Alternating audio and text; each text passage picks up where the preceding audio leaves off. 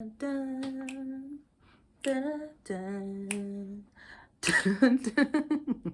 Hello, beautiful people, and welcome to my channel. It is the Jalissa Joy, and welcome to part 6 of Say Something While Black with Miss Brittaney Chatman. This is the last one. You did it. If you've watched all of them, thank you so much. Thank you for watching this last one. It's going to be a treat for you. We're just giving advice for any prospective or current students.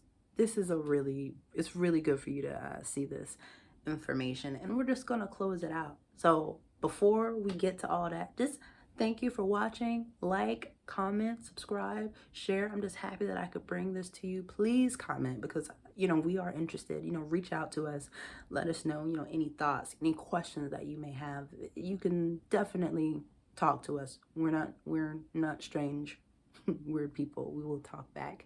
Have an amazing day. Be sure to check out my blog, and I will provide all of my information, Brittaney's information, in the description. Have a wonderful day. Let's get to that advice. Looking into getting an MFA or in any student's period, because I think the advice that you will give will be important. One thing that I learned that if you once you are accepted into the program, do not be afraid to negotiate the tuition. Mm-hmm. That was something I didn't even know you could do. Right, I didn't know. I mean, I know, in corporate America, when I'm offered a job, I do negotiate my salary, but I never thought to negotiate my tuition. Mm-hmm. I didn't even know that was a thing, but it can be done. It has been done, and it's worked for a lot of people, especially white people who are entering their MFA journey.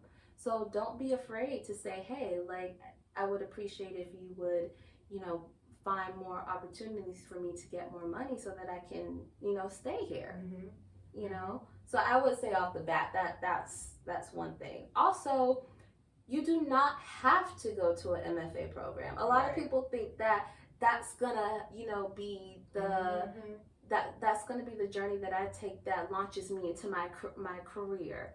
And actually, no, that's not true. And we all know that. We all know that there are tons of actors who are Academy, Oscar, Tony, Emmy award winning actors and producers and cinematographers and costume designers that did not go to an MFA program. You definitely do not need it. But what you do need to have is business sense and a willing to learn how to strategize so that you can handle your business and make connections so that those people can help you get into the door.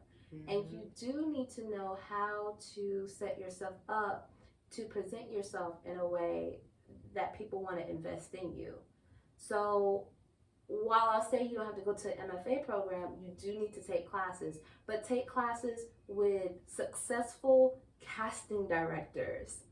Like casting directors that can help you get a commercial or get a co-star role or get a recurring role. Those are the rooms that you want to get in. Learn your craft and also build relationships with them, because while you're in the process of learning, they're getting to learn and getting to know you. So I would say that because you do need to spend money, you do need to invest in yourself, but you don't have to spend $60K a year at a school to get it. You can just go and perhaps spend maybe $600 for like a 2-week intensive or something with a reputable casting director.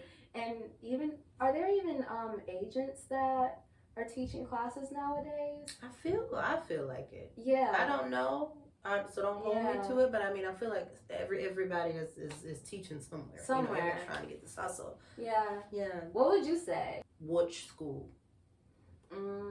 After the whole debate of will I, won't I, which school should I go to? And I want to make this clear to everyone. It doesn't matter. And this is why it doesn't matter. The inner workings of my programs, we've discussed some of that with you. But when I go out on auditions and people that I've worked with from, Yale, Juilliard, NYU, they are no greater, no worse. You have people that from my program that might be worse than somebody from NYU. You have somebody from my program that's better than somebody and more talented. So it really does not matter. What really matters is the opportunities, I think, and the money that these certain schools are like the money that it'll take for you to go, or the networking opportunities maybe to help you move forward quicker in your career. Exactly. And networking, I think that's what's really different. But even more so, like that trumps all of that. What matters is you. How hard are you willing to grind? How hard are you willing to go stay up, working for what you want to do and for where you want to be in your life? It doesn't matter. Dwayne Johnson is one of the highest paid actors in Hollywood. Yes, and he started out being a wrestler. And no Tino shade to The Rock. He is no Viola Davis. No. And that's actual and factual. Right, and that's not a bad or a good thing. No. Like, everybody does a certain type of work, but he's no Viola Davis. You know what I mean? What makes the difference is you. Yeah. He is a go-getter. And he is a go-getter. He works hard. Extremely hard. Right. And, if there is something that he's struggling with, he will invest in himself to get the proper training. You just really have to invest in yourself, and you have to create a business strategy plan for yourself. If you go and present that to an agent, they will gravitate towards you, and they will be like, let me sign you.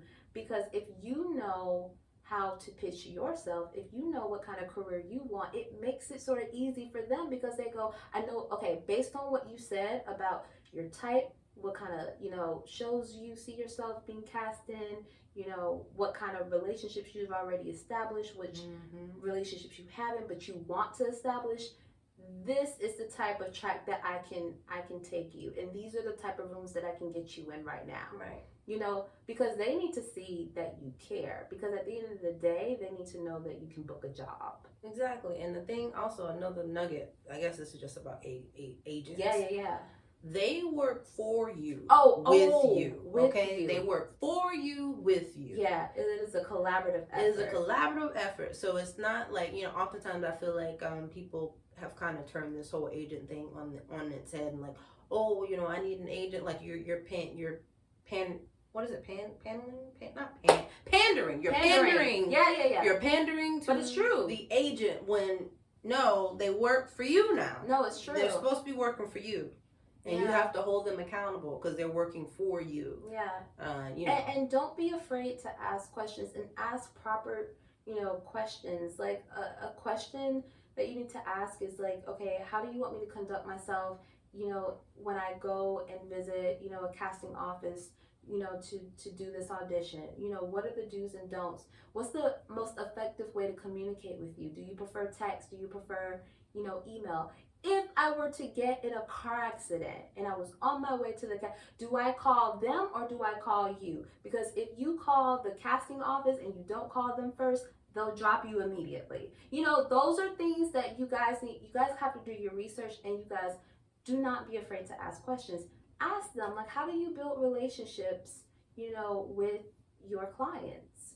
How important is advocating for your client? How important is that to you? Because, and really listen to their answer. Don't just ask questions just because based on their answer, you'll know if that's the kind of person that you can work well with. And also, if you do get an agent and you feel like they are not doing enough to put you in situations where you can be a successful working actor, and you're not thriving, you feel like you're not growing, ease your way out of the lion's den, but you don't have to stay with that agent. Take ownership of your career. Your career is in your hands. It is not in the hands of your agent. It's not. It's all about you, boo. So you gotta make sure that you do what's going to help you forward. And also, even I know some people with MFAs, they're wondering about like, well, you say it doesn't matter, but what about location?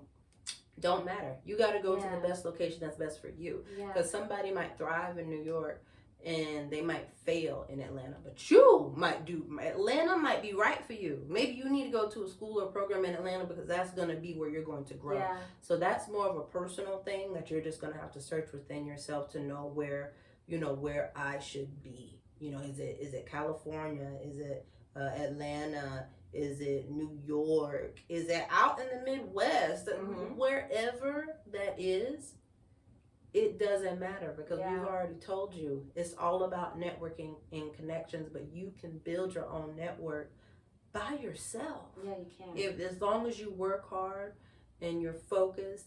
And the thing about talent takes you but so far. It's about the work, like your works that you put in, that's going to get you over the edge. Yeah. When you get an opportunity to audition, ask a lot of questions. Mm-hmm. Ask tons of questions. Get to know the students that are already there. Mm-hmm. Go on Facebook. All you gotta do is type in the name of the school, and people who have that school will pop up. In their about section, it'll pop up, and ask them like, hey, what's your experience been? Do you like it there? Do you feel like they help, give you opportunities to be seen? Do you guys put on full-length plays? So I want you all to go out, be armed, with this new knowledge of, MFA While Black, and just if you just getting an MFA in general, what to do, any and all advice that we had, all the steps, feel free to reach out to her. I will provide all the ways that you can get in contact with her. I also provide, if you're trying to support her, that little Venmo, a little cash app, you can just send money out her way. Same, for me, support Black business, help us. Find your light. Find your light. And I found it. You do. Thank you so much for having me. I'm so proud of you. Oh, seriously. thank you. Guys, I love watching all of her episodes. The episode about the trash wig. Now I know that when I take these braids out, I'm not going to get my wig from there. I'm just saying, there's a lot to learn. You're going to my first wig. Or somewhere else. Just somewhere better. Just not to them. Exactly. Not those people. Okay, well, y'all, thank you so much for joining us. Have a great day. Sometimes I don't be knowing where to look on this little camera, but it's all right, though. So have a good day. Jalissa Joy out. Out!